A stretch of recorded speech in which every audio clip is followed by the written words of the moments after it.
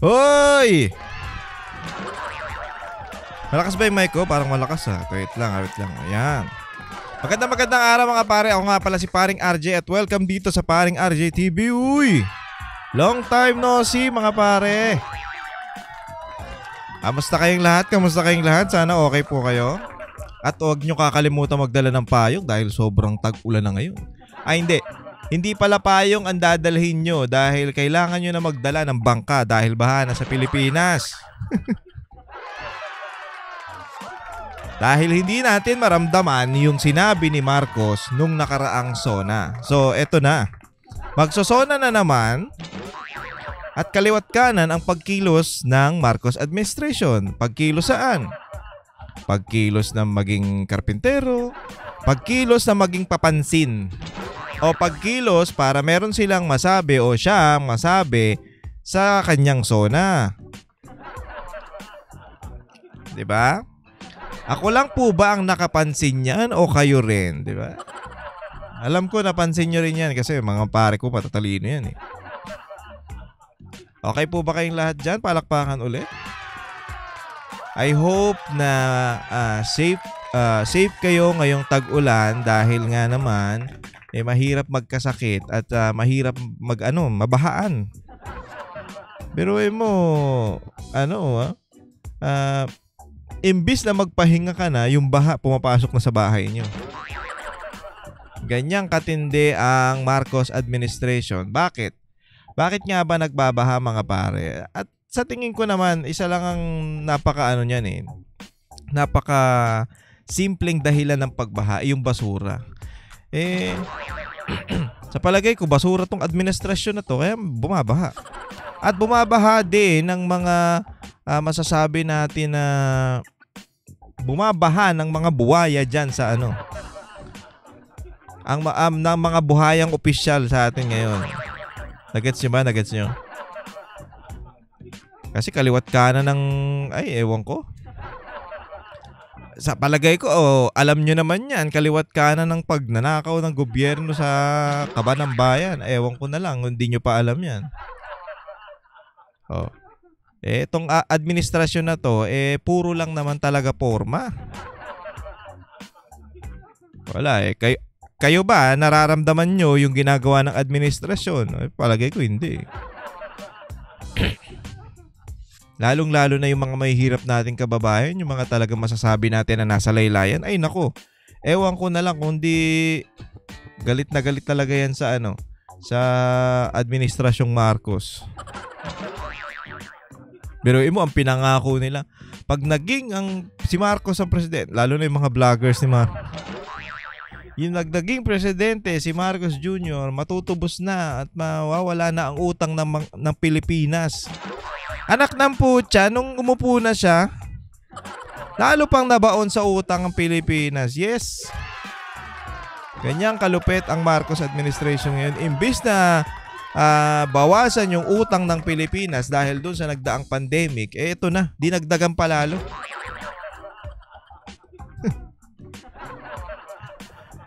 Ay nako, kaya kawawa rin yung mga kababayan natin. Alam nyo, naiisip ko kung ako lang talaga yung masabi natin na may yung limpak-limpak na pera. Nako po. Talaga naman magbibigay tayo ng tulong kahit papaano. 'Di ba? Kahit papaano lang, maliit lang. Ay, by the way, yung active palang charity work, napanood nyo na?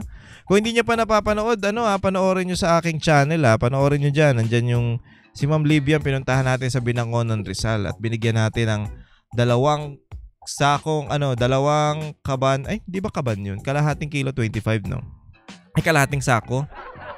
Dalawang kalahating sakong bigas. At hindi lang mumurahing bigas yan, Siyempre, kailangan magbibigay na lang tayo. Dapat yung quality na. At binigyan natin siya ng siyempre, grocery para sa kanila. Okay? Tapos may pabaon pa sila, lupit, Alam nyo, may mga nagbabash dyan na na nagsasabi sa akin na bakit ko daw kung gusto ko daw tumulong, bakit ko pa daw i-content? Hindi naman para sa'yo yung video na yon, animal ka, kung sino ka man. Para yon dun sa mga subscriber ko na naghihintay nung pagtulong natin, hindi yung para sa'yo. Tsaka wala naman akong kita. Ano ba? Wala naman akong kita dun sa video na yun. Ang baba nga ng views eh. So ang point ko lang doon to inspire people na kahit na maliit nakakatulong tayo. Ito sa nagsasabi may mga nagsasabi kasi diyan, ang ganda pala ng bahay ni ma'am, mataas naman pala yung ano niya. Parang maganda naman yung masasabi natin na kalagayan niya. Hindi po. Alam niyo si ma'am kasi, si Ma'am Livian is dati siyang OFW. So 10 years yata siya doon kung hindi ako nagkakamali. 10 years siya sa abroad. Tapos pag uwi niya dito ng Pilipinas, yung inipon niya na pera o sa pagtatrabaho niya doon, nagastos doon sa kanyang anak na aksidente sa motor, na nabasag yung muka dahil tumama daw sa gutter at na-deform nga ang sabi niya So sabi nga ni sir na ano tawag dito, sa sobrang basag nung mukha, hindi niya halos makilala yung anak niya. Babae po yun babae yung anak niya. Kaya masasabi natin na alam niyo yun, hindi naman porket hindi naman porket maganda yung bahay. Syempre galing abroad yan. Nagtrabaho yan sa abroad. Habang nasa abroad yan, pinapagawa yung bahay. Hindi porket maganda yung bahay, masasabi nyo na talagang mayaman na talaga.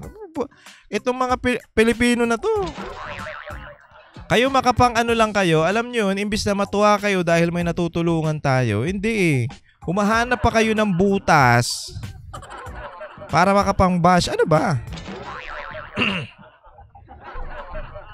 Pwede na bang maging masaya tayo dun sa natatanggap nila o sa natutulong natin? Pwede ba yon? Pwede ba yon?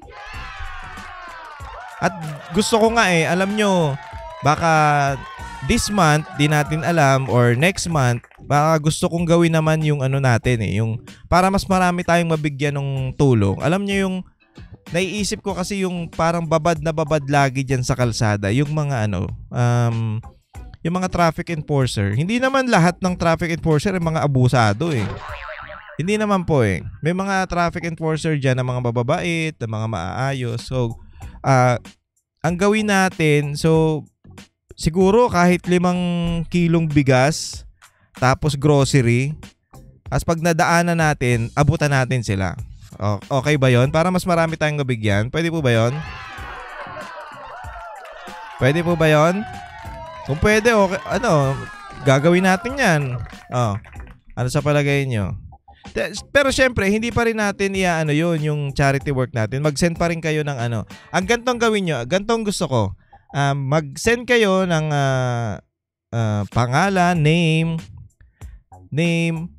address, tapos contact number, picture nyo, tapos kung bakit ko kayo tutulungan o bakit kayo ang dapat nating sunod na puntahan. Pwede po ba yon?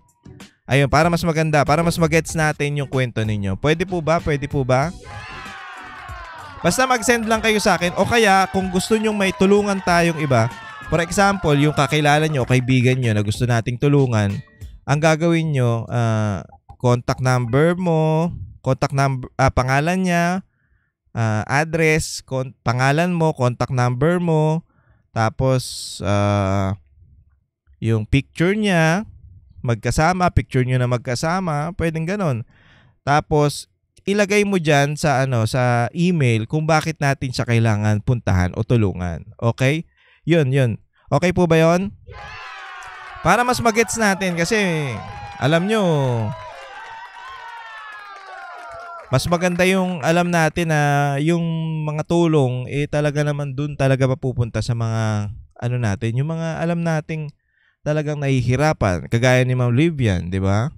Pero mo, ang layo nung Rizal. Oo.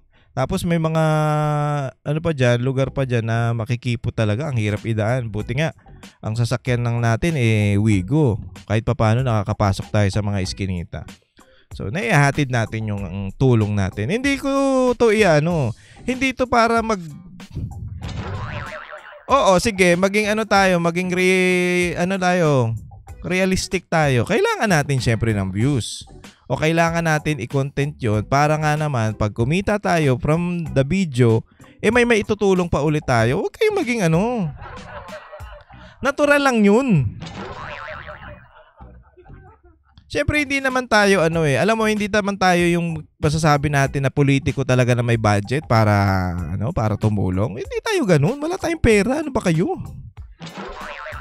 Kumbaga, yun lang natin, simpleng paraan para maibalik natin yung mga blessings na dumadating sa ating buhay. Pwede po ba yun? Ganun lang kasimple. Yung iba, di mo alam kung may galit sa mundo, naiinggit eh. Ewan ko Pwede rin naman kung gusto mong kung gusto mo ng wala tayong pinipili dito. Dilaw ka, pula ka, asul ka, 'di ba? Duterte ka. Basta kailangan ng tulong. Hindi tayo dito. Pag diyan sa charity work natin, tayo, yung pantay-pantay tayo lahat. Kahit ano pang kulay mo, wala tayong problema diyan. Basta kailangan mo, ibibigay natin yan. Okay? Pero ang gagawin natin ngayong month, yung mga try natin yung mga traffic enforcer natin kung saan tayo, kung saan maraming traffic enforcer na makikita tayo at hintuan lang natin tas abutan natin ng tulong. Hindi na natin kailangan mag-interview, okay? Basta nakikita natin yan. Lalo't ngayon tag-ulan. Alam mo ba, ang hirap ng trabaho ng mga yan? Kasi, for example, baha. Edi pati sila nadadali. Kasi nga, tag-ulan. Ganun. Kaya kawawa din yung mga yan.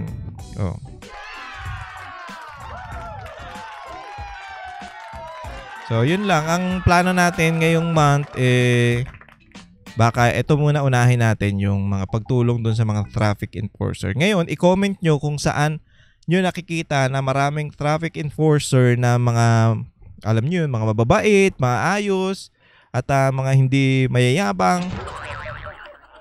So, i-comment nyo kung saan tayo lugar na pupunta. Oy, lang po Calabarzon lang po. Wag naman baka naman papuntahin nyo ako sa Visayas. Hindi ko naabot yan. Baka yung ipamimigay natin mas malaki pa yung panggas natin tsaka pantol papunta doon. Dito lang sa malapit sa atin. Sa lang tayo, Calabarzon lang. Okay po ba yon? Okay, maraming salamat. Charge ko lang tong ko ha. Nangyari?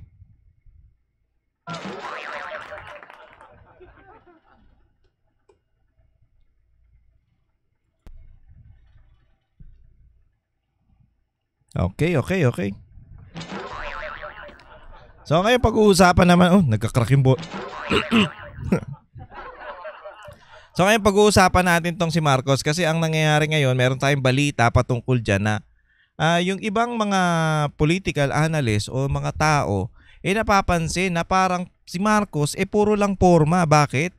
Kasi yung ang ginagawa niya ngayon, nahuhuli niya lang yung mga droga o nakukuha niya lang yung mga droga lang. Pero wala siyang malaking isdang drug lord na nahuhuli. Nakakapagtaka na nasisilip siya ng taong bayan. Bakit puro droga lang ang nahuhuli mo, nakukuha mo? Wala ka namang nakukuhang drug lord. Paano titigil yung production niyan kung hindi drug lord ang punterya mo? So ito yung balita natin patungkol dyan. At samahan nyo kung mabuisit. Tila hindi kumbinsido ang isang ekonomista sa mga ekonomista pala. Huling malalaking droga sa bansa pero wala namang napapakulong dito. Tunghayan natin ang masasabi ng nasabing ekonomista sa usaping ito mula sa report ni Paul Montibon. Kasi nga, magsosona na magsosona na siya Kaya kailangan niya ng mga photo ops at saka yung mga balita o kaya yung mga maibabalita niya o masasabi niya dun sa SONA. Ang problema kasi nahahalata ng mga Pilipino, especially na tong ekonomista na to, na parang tila yata si Marcos for the show lang. For the show lang yung ginagawang pagtulong o yung for example, yung sa school. 'Di ba? Pagsakay sa MRT. For the show lang Parang lahat ng mga pwede niyang gawin o yung masasabi niya, pwede niyang sabihin dun sa SONA, iginagawa niya ngayong panahon na to. Last month lang niya lang pinaggagawa. Punta siya ng school, punta siya ng port, 'Di ba? Punta siya ng MRT. Ano to? Ngayon ka lang nagkaroon ng oras after 3 years, Marcos? Presidente niyong si Marcos. Ngayon lang nagkaroon ng oras yan. Bakit? Ang kinatupag kasi nung mga nakaraan, pamumuliti ka sa mga Duterte. Wala nang ibang inatupag tong administrasyon na to kundi pabagsakin ang mga Duterte. Kaya yan, habol sila ngayon para may masabi sa SONA. Syempre, ang mga kababayan natin ngayon, matalino na. Hindi na pwedeng yung, ay oo nga, Marcos. Nakikita na nila ngayon na, ewan ko na lang, sa mga bulag talaga, na, ewan ko, yung hindi makita yung katarantaduhan nitong Marcos administration, wala talaga yan. Pero yung mga kababayan natin na namulat na yung mata, na nakakaramdam o nakakaranas ng kahirapan natin ngayon o nangyayari sa Pilipinas ngayon, alam na yung diskartihan nito, for the show lang talaga. Siyempre, ano ba naman? Ano ba namang sasabihin niya, di ba? For the past 3 years, wala siyang ginawa. May masasabi ka ba noon pag wala kang ginawa? Wala talaga. Anong i-report mo sa mga Pilipino? Yun lang, yung pamumuliti ka sa mga Duterte. At napadala na nga po natin si dating Pangulong Duterte sa The Hague. Yun, yung masasabi mo. At napakulong na po natin si Pastor Apollo C. Quiboloy. Ayun ang sasabihin mo? Diba? Wala! Katarantaduhan yung mga pinagagawa nyo. Isang buwan bago ang nakatakdang State of the Nation address ni Pangulong Marcos Jr., sunod-sunod ang pagkakakumpis wala pong ng malalaking halaga ng iligal na droga na karamihan shabu. Kung susumahin, aabot na sa mahigit na 10 bilyong piso ang buong halaga ng mga nasamsam.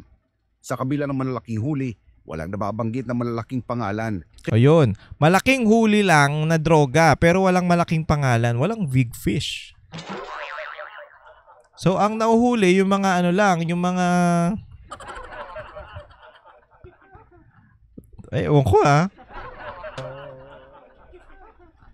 Kasi yung hinuhuli lang niya, yung nakukuha lang, yung mga droga lang. Pero yung gumagawa o yung nagpapakalat ng droga o basta sabi natin drug lord, wala siyang, kahit minsan ba may narinig kayo na pinangalanan si Marcos, nahuli natin ang drug lord na ito, di ba?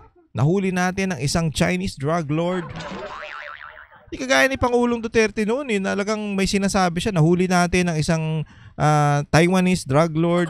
Nahuli natin ang isang big time na drug lord sa Ganon dapat. Kita nyo, ang production humina. Diba? Tsaka takot na sila magbenta o gumamit noon. Kaya nga maraming nagbago diba? Pero yung iba, balik na naman, mga animal. Talaga. Wala na nga makain droga pa ng droga. So yun yung mga bagay na yun yung mga bagay na nakikita mo na for the show lang talaga. Parang dahil lang magsusona ka, maggaganyan ka. Tingnan nyo pagkatapos ng sona, walang gagawin yan. Pustahan tayo.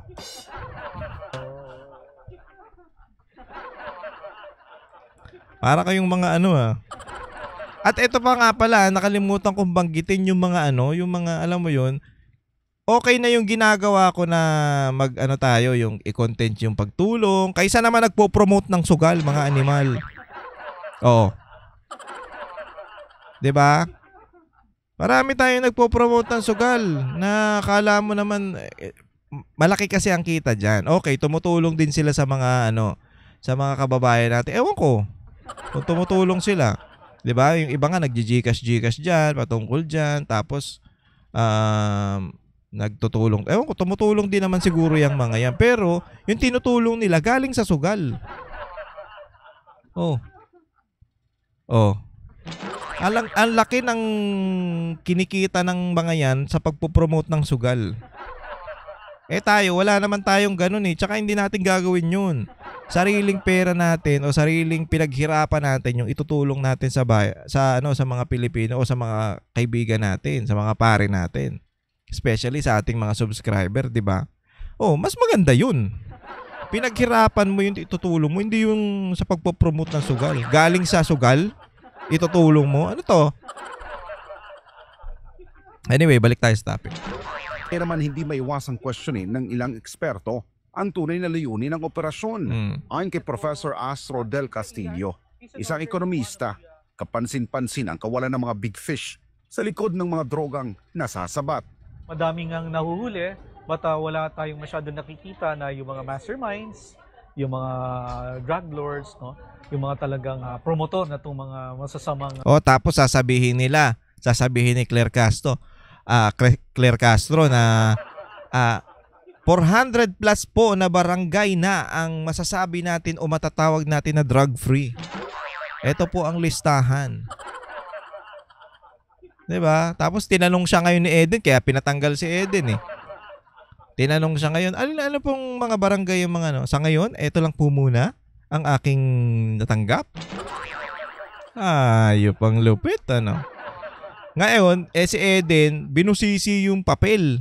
Anak ng pucha, pag yung papel, yun lang. Tapos walang date, walang lugar kung saan, walang ano ng barangay. Basta yun lang, maliit na sulat lang o print lang. Tapos pag, ang kapal ng papel pag buklat mo ng ganun, pare-pareho nakasulat. Nagsayang lang kayo ng papel, mga hayop kayo. Wala naman pala. Ano to? For the show na naman? Ikaw, Claire Castro, yung katotohanan, ang hirap kasing anuhin yan ang hirap itago, ibaliin ba? Ikaw. Tapos sasabihin mo, fake news kayo. Gago. Kayo ang pangunahing fake news. Magpakalat ka ng, sabihin mo, nagpakalat ka ng fake news patungkol dyan sa mga barangay na drug-free. Hindi ba fake news yan? Fake news kayo. Produkto sa ating komunidad, no? Sana mas madami rin mahuli na gano'n. Hindi lang panay drugs lang at mga small time operators yung nahuhuli. Dagdag pa niya, kapansin-pansin rin naman ang ginagawa ng pamahalaan sa usaping pangseguridad at illegal na droga. Pero we have to trust the government data. Pero kung i-drawing mo nga, dahil napakalaki ng volume na pumapasok dito at mga nahuhuli, no? At hindi natin nakikita yung mga nahuhuli na malalaki na promotor, no, ng mga drug lord. Yun ang problema Ang daming nahuhuli o ang daming nakukuhang droga. Tapos wala silang nahuhuling drug lord. O ano to? Ano yun? Siyempre, yung mga ano na yan, yung mga drug lord na yan, hindi yan titigil. Kahit malugi yan sila ng ganyan, kung may production sila na paggagawa ng droga, malamang matatapos talaga at matitigil yung production nila. Ngayon, hina yung mga nahuhuli. Kagaya nga dati kay Pangulong Duterte, di ba? Mas maraming nahuhuli ngayon kaysa doon sa panahon ni Pangulong Duterte. Bakit? Kasi naubos na at natakot na silang gumawa. O natakot na o nawala na yung production kasi mismo yung mga laboratory ang tinatarget di ba? Laboratory ang tinatarget nung panahon ni Pangulong Duterte. So hindi na talaga magkakaroon ng mga ganyang kalalaki. Ito ang lalaki pero wala namang nahuhuling Sinabi nga ni Sir, big fish. Paano nga mahuhuli kung pakatropa nila? Baka lang naman di umano. It puts to question what's in store for the next few months, no? Tuloy-tuloy pa rin yan kasi pag hindi nahuli yung mga yun ang sinasabi natin. Tuloy-tuloy pa rin yung paggawa nila yan hanggat hindi nahuhuli kasi wala naman silang pakialam dyan Hanggat hindi sila nahuhuli, gawa lang ng gawa yan. Di bali nang malugi sila ngayon, okay na yan. Sa inyo na yan. Kaysa naman mahuli kaming mga drug lord. Ganun. Di ba? Ganun ang thinking niyan. Criminal minds. Di ba? Okay na yan, malaglag na yan. Nakakapagtaka nga yung mga nalaglag o yung mga kuha doon sa dagat, wala namang habulan na nangyari. Kasi ang gagawin niyan para, for example, criminal minds lang. Criminal thinking lang. For example, nagkakaroon ng habulan, Coast Guard, tsaka yung mga drug lord na yan, nagkakaroon ng habulan. Para nga naman, tigilan sila na habulin nung Coast Guard. Ang gagawin nila, ilaglag nila yung mga droga sa dagat, pabayaan nila doon. Ayan. Siyempre, mahati yung attention. Iyakan mo na yan. At least, nandito na sa atin yung ebidensya. Ganun kasimple. Wala naman tayong nababalitaan ganyan eh. Basta na lang meron nakita dun sa dagat na lumulutang-lutang na droga. Ano to? Sinong tangang negosyante o negosyanteng drug lord ang maglalaglag lang basta-basta ng droga dyan sa dagat na wala naman silang problema, wala namang habulan, wala namang komosyon o wala namang enkwentro, di ba? Ganun kasimple. Sinong tanga maglalaglag niyan? Kung hindi naman nasa bingid ng kamatayan yung kalagayan nila, ganun lang. Ano ba? Ewan ko Basta ewan ko. Promotor niyan, no? At pag may gumamit, marireverse na yung trend doon sa peace and order na yan. Ganyan ang mangyayari. At kung magpapatuloy ang pagkalat ng mga illegal na droga, babala ni Del Castillo, posible itong makaapekto sa ekonomiya ng bansa. Matatandang ilang beses nang napabilang ang Pilipinas sa mga online survey. So, ang nangyayari kasi dito ngayon, yung mga gustong magnegosyo dito sa bansa natin, natatakot na. Tsaka yung mga, pansinin yung mga foreign, bibihira na lang yung bumibisita sa atin. Bakit? Natatakot kasi unang-una, yung kapulisan natin, hindi maayos. Dahil nga, alam nyo naman, si Tory ang PNP chief. Sa tingin nyo maayos? Diba? Hindi maayos ang kapulisan.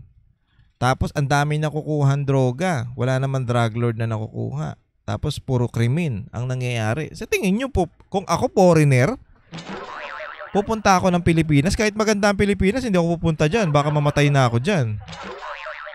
Diba? Bukod pa yan dun sa mga kasi ang pinaka natin dito, yung mga exotic beauties ng Pilipinas, diba? Ayan ang mga gusto ng foreign eh. Hindi naman tayo sa nanlalait pero yan talaga ang gusto ng foreigner. Ayaw ng foreigner yung mga talagang, sabi mo, porsilaan ng kutis, yung mga magaganda, diba? Ayaw nila noon. Gusto nila yung exotic. So, ayan ang parang pinupuntahan din dito sa Pilipinas kasi gusto nila mag-asawa ng mga Pilipino. Alam naman natin na pag sinabi ng, alam nyo ba, may nagkwento sa akin na yung kaibigan ko na nag-asawa yung ate niya, na pangasawa ng ate niya Canadian. So, kwento lang natin pag nag-iinom daw yung mga magkakaibigan, yung mga Canadian na magkakaibigan after work, kasi 'di ba, pagkatrabaho niya nagiinom ng beer yung mga yan, yung mga foreign, 'di ba? Parang yan yung relax nila 2 bottles, 3 bottles. Hindi naman kagaya dito sa atin yan na talagang pag-inuman hanggang madaling araw hanggang umaga, hanggat di ka nagsusuka, inom ka ng inom. Sa kanila, pamparelax lang nila yon kasi parang reward nila sa sarili nila yon after work. Ganun ang nangyayari. Ngayon, parang tuwang-tuwa o naiinggit yung mga katrabaho nung may asawang Pilipino dahil pag sinusundo siya nung babae, yung Canadian sa inuman. Ganon sila ka parang pag Pilipina ka, parang ang swerte mo pag Pilipina yung asawa mo. Bukod sa masipag, magaling magluto, maasikaso, mabango, malinis. Diba? Parang Pilipino lang yata ang maliligo araw-araw yung ibang lahi. Naku, ewan ko. So yun yung parang kinaiinggitan nung mga Canadian. Nakwento lang naman sa akin 'to. Sabi niya nga yung mga Canadian inggit na inggit pag sinusundo ng asawa yung nagiinom. Pero dito sa atin pag sinundo ka ng asawa mo habang nasa inuman ka, babag-aaway na kayo. So ganun yung tingin ng mga foreign sa mga Pilipina o mga Pilipino. Talagang masasabi natin na magaling magluto, magaling makisama, maayos. Ayun ba, typical na na sa atin natural na 'yun eh. Pero sa kanila bibihira 'yun. Kaya ang kadalasan, ang pinupuntahan ng mga foreigner diyan, especially yung mga magre-retired na, gusto nila yung mga Pilipina. Naaalagaan talaga sila. Unlike sa mga pagkalahing nila alam niyo naman doon, pinapabayaan lang. Hindi naman lahat ng bansa, pero more on, madalas talaga yan na pagkatapos nila, pag yung may sakit na sila, papabayaan na lang sila. Home for the agent, ang style, di ba? Dito sa Pilipinas, hanggat kaya kang alagaan, naalagaan ka ng Pilipina. Kaya yan ang nila, yan ang madalas nilang pinupuntahan dito bukod sa mga magagandang tanawin ng Pilipinas. Parang bonus na lang yung mga magagandang tanawin eh. At syempre, kung ikaw foreigner, tapos may naririnig kang ganito at nababalitaan mo nationwide, maano ka talaga, ayoko pumunta dyan. Isipin mo yung dating pangulo nga pinadala sa ICC, tapos ikaw na foreigner lang, bibisita ka lang dyan eh. Madali ka pa. Naghahanap ka lang ng mapapangasawa, putya, nadali ka pa, namatay ka pa. Sa tingin nyo pupunta yung mga yan, bagsak ang natin, turismo natin.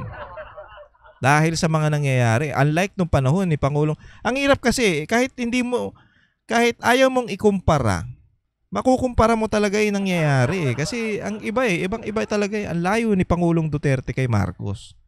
Nung kay Pangulong Duterte, ang daming mga foreigner dito sa Pilipinas, di ba?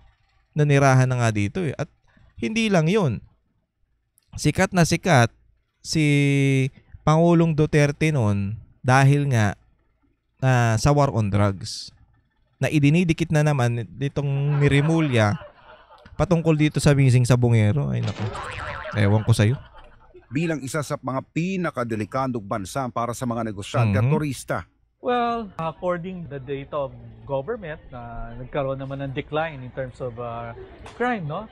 However, isa lang rin naman ang peace and order sa kinukonsidera talaga ng investors, no? Be it foreign or local.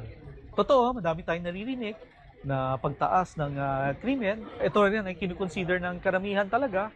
Kung hindi ito ma-address, talagang hindi tayo makakahikayat ng investments dito sa ating bansa. Wala, kasi nga naman, yung mga... Ikaw ba, may nakikita ka na nagkakagulo doon? Magkikisali ka ba?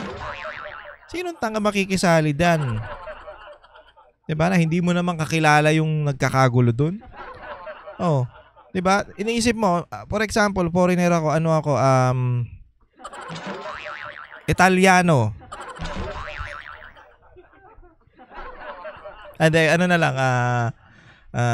Ano ba maganda? Singaporean para mayaman. Singaporean ako tapos gusto ko mag-invest o magnegosyo sa Pilipinas. 'Di ba? Tapos naririnig ko, ay magulo, ba't maraming krimen? Okay sana pero wag na lang muna kasi baka madali ako diyan. 'Di ba? Siyempre aatras yung mga 'yan, ay di pala safe diyan, wag na lang. Kurakot pala gobyerno diyan, wag na lang, baka mamaya ako pa madali. Sa ibang lugar na lang ako, 'di ba? Mas okay pa. Ganun ang nangyayari imbis na tayo yung number one na priority para sa mga business o yung mga investors. Nangyayari, nagdadalawang isip sila dahil nga sa nangyayari sa Pilipinas. Sino ba namang negosyo ng delikado? Sa kabilang banda, hindi lang isyu ng droga at kriminalidad ang pumipigil sa pag-unlad ng Pilipinas. Giit ni Del Castillo, labis na pamumulitika ng Marcos Jr. administration ang isa rin sa mga dahilan kung bakit hindi natutugunan ang iba pang mahalagang aspeto ng pamamahala, kaya unti-unti nang nauungusan ang Pilipinas ng mga karatig bansa nito. Para sa Diyos at sa Pilipinas kung mahal, nag-uulat Paul Montemon, SMNI News. Ayan, diba? So, yan na nga, Hindi lang dahil lang kung imbis na magtrabaho o yung gumawa ng mga programa para makatulong sa mga Pilipino, hindi, namuliti ka talaga. Inuna na unang-una na diyan si Pastor Kibuloy, 'di ba? Tinrabaho. pati yung mga member ng KOJC na naapektuhan, SMNI. 'Di ba? Tapos ngayon si Pangulong Duterte pinadala doon sa dahig. At eto pang isa, si BP Sara. Ngayon, ang dinadali naman yung mga vloggers. Kaya hindi mo alam, etong gobyerno na to, imbis na mag-focus doon sa mga problema ng ng Pilipinas, ang focus nila doon sa mga bumabati ko sa kanila. Bakit pa kayo nandyan? Kung mga balat sibuyas din kayo, magsilayas na kayo dyan. Ayaw nyo palang nababati ko sa mga mali nyong ginagawa, ba't nandyan pa kayo? Kasi alis na kayo dyan. Wala kayong silbi. Wala na nga kayong kwenta Diba? Ganun lang kasimple. Hindi. Kung hindi nyo kaya, ibigay nyo na sa iba.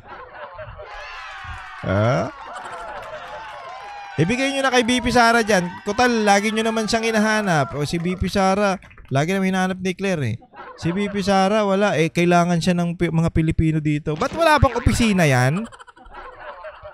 Yung presidente nga, nandyan walang ginagawa O tapos lumabas yung COA report na wala namang ginawang anomalya si BP Sara. O pahiya kayo ngayon. Mga tarantado kasi kayo Ganun lang Hindi na nag-ano yung ali. Bahala na kayo dyan. Lumabas yung report. Pahiya mga animal. Sayang ang mga pera. Bagay, wala naman silang pakialam kasi hindi naman nila pera yung mga yan. Pinapamigay sa mga pumirma dyan sa impeachment. Diba? Wala silang pakialam dyan kasi pera ng taong bayan yan. Bahala na kayo. Okay lang yan. At least napapangit natin yung imahe ni BP Sara. Ganun, katindi ang mga yan. Ano kaya ang susunod? Sa palagay nyo, ano kaya ang susunod na gagawin ni Marcos? Yung bang show off ulit? Kasi nalalapit na. July, na ba ngayon? 10, 11? Nalalapit na. Parang, kung hindi ako nagkakamali, 25 yata, 27 ang SONA. So meron pa silang kulang-kulang isang buwan para makapagpakitang gilas. Anak ng putya, 3 years kayo nakaupo na dyan Ngayon pa lang kayo magkikilos. At kaduda-duda pa yung mga pinaggagawa ninyo. Ay, nako naman talaga. Ano pa tayo? 2.5 taon pa tayo magtitiis sa administrasyong ito. Ay, nako, wala na talaga. Ano lang tayo mga kababayan, kapit bisig para makasurvive tayo sa 2.5 taon. Yun na lang gagawin natin. Wala Anyway mga pare, please subscribe to my channel at huwag kakalimutan mag-like at i-share ang video natin para mas marami, mas masaya. Ay, mag-subscribe kayo para mas maganda tayo, mas marami tayong mga pare, mga kumpare natin, mga banateros, mas masaya. Okay po ba yon? At huwag nyo kakalimutan manood ng programa ng Banatero sa SMNI tuwing Monday hanggang Friday. 8 to 9 PM. Depende kasi minsan overtime Pero pagpasensya nyo na, huwag kayo masyadong demanding Iba demanding dun Hindi naman po namin hawak yung oras. Pwede ba? May medyo konting pasensya po. Hindi wag tayo maging demanding kasi mahirap yan. Manood kayo ng ng Banateros ako dyan tuwing Wednesday hanggang Friday. So tuwing Wednesday hanggang Friday makikita nyo yung pogi. Joke lang. Baka magalit si Coach Oli siya. Sabihin, Coach Oli, nagawan mo ako ng Ako pinaka-pogi Anyway, hanggang dito na lang muna ang ating video. Mag-iingat po kayo mga pare. Ingat po kayong lahat. At sana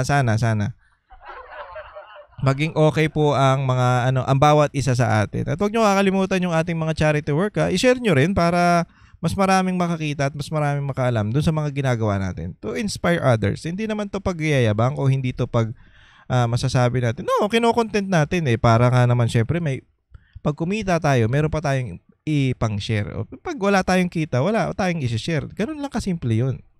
'Di ba? Hindi to hindi yan dahil para kumita ako ng pera. Hindi, walang ganyan. Wala nga akong kita dito sa YouTube. 'Di ba? Wala nga akong kita sa YouTube pero nagaganyan tayo. Paano pa pag kumita tayo? Siyempre, mas marami tayong mabibigyan. Once a month lang yung charity work natin at sana suportahan nyo at marami pa tayong matutulungan. Maraming salamat po. Ingat po kayong lahat and God bless you all. Para sa inyo po ito. Kami ang boses ng masa, hindi natatakot. Katotohanan lang, di kami nalulunod. Walang bahid ng sismis, lahat ay totoo. Kahit sino ka pa, pag mali ka babanatan ka. Walang pinipili kulay, wala kaming kinikilingan. Basta para sa bayan, kami lalaban. Pagdama